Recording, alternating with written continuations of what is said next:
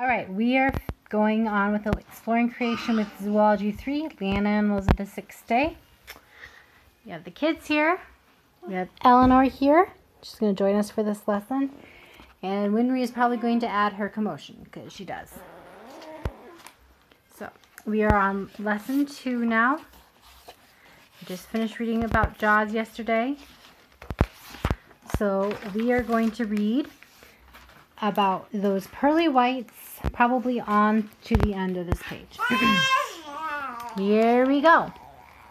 Do you guys want to say hi? Hi. Who are you saying hi to? Everybody? Who? I don't know the little boy's name. Eleanor, stop.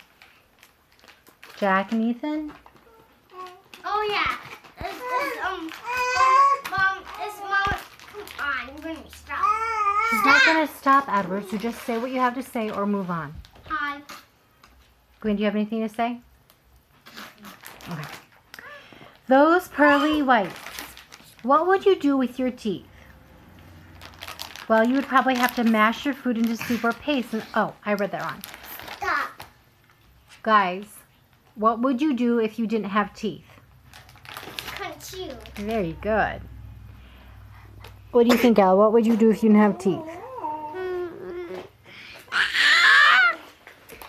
Well, you would have to mash your food into soup or paste. Edward, if you do it again, you will be excused from the lesson and you will not be allowed downstairs for a while. And you would have to slurp it down.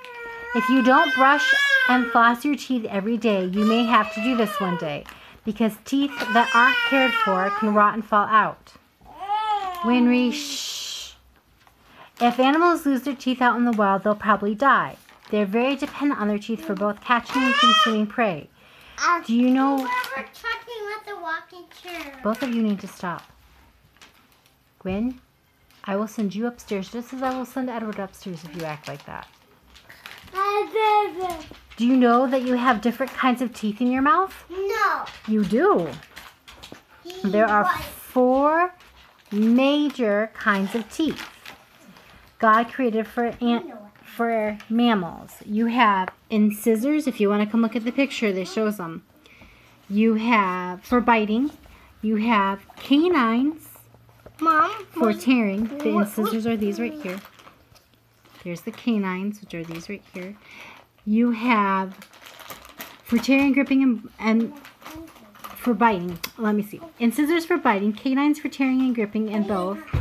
Premolars and molars for grinding. What did you just do? I was trying to move so I could lay down. No, that was not necessary. Now she's all upset. Winry, that's enough. You can often guess an animal's diet by the shape, size, and kind of teeth it has, but not always. An animal that eats meat will usually have long, sharp canine teeth, pointed incisors, and molars and premolars that have jagged edges. A plant-eating animal, on the other hand, will often have canines, broad, flattened incisors, square, flattened molars, and premolars. However, as you learned in the previous lesson, this isn't always the case.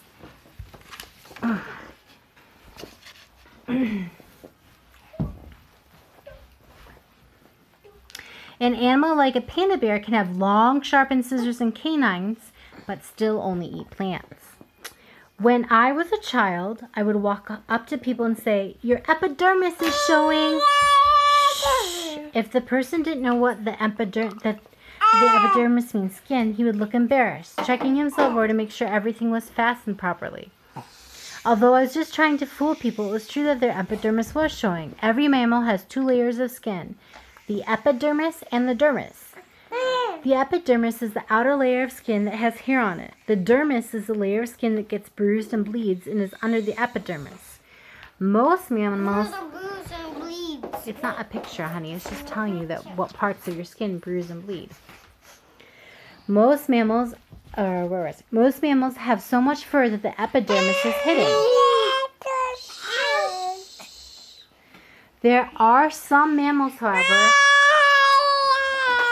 that do show their epidermis. Elephants and rhinos have a few little bristles of hair sticking out up here and there, but the epidermis is definitely showing. Here's a picture of a rhino if you want to come see.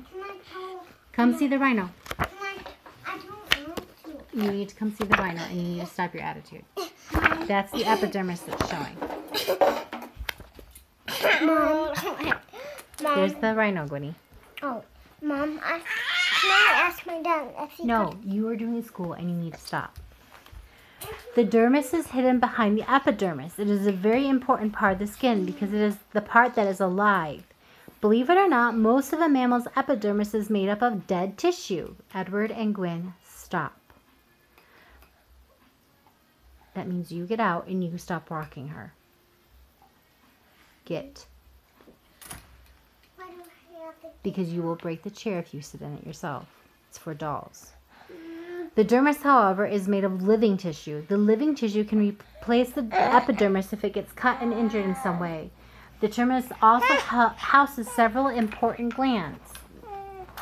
Do you know what glands are? Guys, do you know what glands are? No. They are organs of the body that make and release chemicals. Animals have many glands in their dermis. What?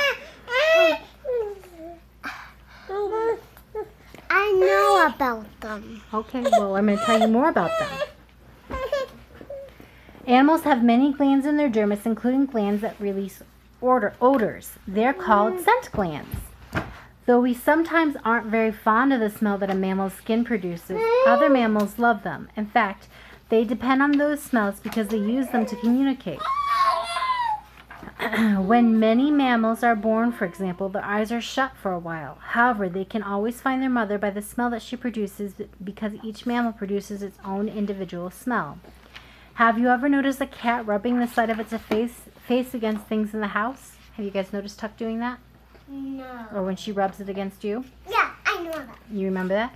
Well, that... I know that because when I pet her, she like rubs my back because it's so comfortable and I lick her. Well, actually, it is putting its smell on you. Tuck's putting her smell on you. She's marking you. It is putting its smell around the house, letting other cats know where it lives. A cat also has glands like this on its sides and tail. In fact, when a cat comes up to you and rubs its face, side, and tail against you, it's actually mixing its smell with yours to let you know that it considers you a part of its family. So that's actually why Tuck is rubbing you, because she's letting you know that she thinks that you're part of her family. Why? Because that's what cats do. What did you know on her family? From the smell. Communication by smell is very important to very many animals, including mammals. Animals also have sweat glands that produce and release a watery mixture we call sweat. Well, all of animals have sweat things? No, because I don't think dogs have sweat glands. So I don't think all of them do. Does cats have sweat things? I don't know for sure, to be honest. I don't think so. They have sweat things. Well, we're going to find out. No. Do you know why you sweat? No. It's a kind of strange thing, isn't it? Well, sweating is what our bodies do to cool off. Mammals also sweat to cool off. When a mammal is hot, its sweat glands will produce sweat and release it into the epidermis where it eventually evaporates. The evaporation cools the epidermis. It is like a built-in air conditioning system. To understand this better, try the experiment on the next page. And here's a picture of the experiment. It says blow on your hands for a moment. Can you blow on your hands? Does that feel cool? Warm. It feels warm. Now go run some water from the sink on one of your hands. Go do it. Me too. If you want to.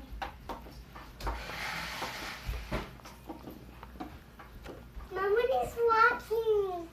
My little baby thing. Yeah. Okay, now blow on your hand again.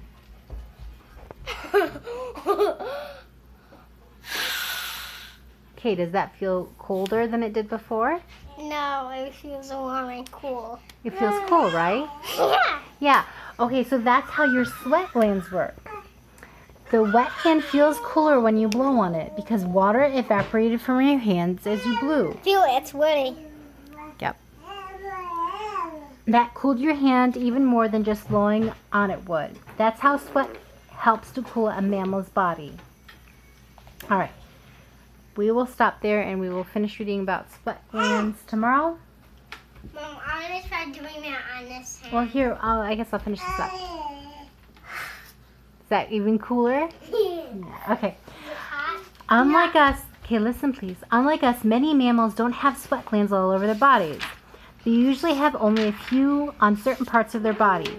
For example, dogs and cats have sweat glands only on their feet. There is your answer. And rabbits have them only on their lips. That's kind of weird. What on her lips? Only sweat glands on their lips. With so few sweat glands, then some mammals resort to other ways to cool off. Huh? I don't have a picture of it. Where's the land do we live Guinevere, we're reading science right now, not that. Panting, for example, is how a dog cools itself off.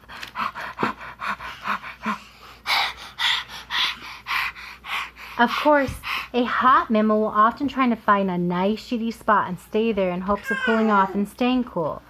But what does a mammal do if it's cold? Well, what do you do? What do you do if you're cold? You freeze if you're cold. Imagine being outside with your bathing suit on in the snow. Mom, what does dinosaurs have inside them? I don't know.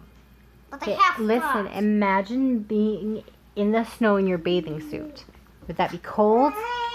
No. You don't think it would be cold to be in the snow in your bathing suit? No. It would be super cold.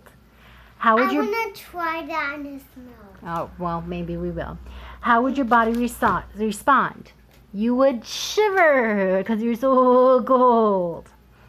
Shivering makes your muscles move and then generates a lot of heat, which helps warm us up. Mammals shiver when they're cold. Another thing they do is huddle together with other mammals, trying to share whatever warmth they have. Now that we know a little more about mammals in general, let's travel in the wilderness and explore a few of our favorite kinds of mammals, like dogs and cats and other ferocious creatures. I know you don't normally think of dogs and cats as wild and ferocious. However, Gwen, stop. However, they belong to order Carnivora, which contains many of the ferocious predators of the animal kingdom. So that is what we will read about on Monday. Can you guys say goodbye? Goodbye. Oh, I just kissed them. Guinevere, sit up and say goodbye. I talked to you about this yesterday.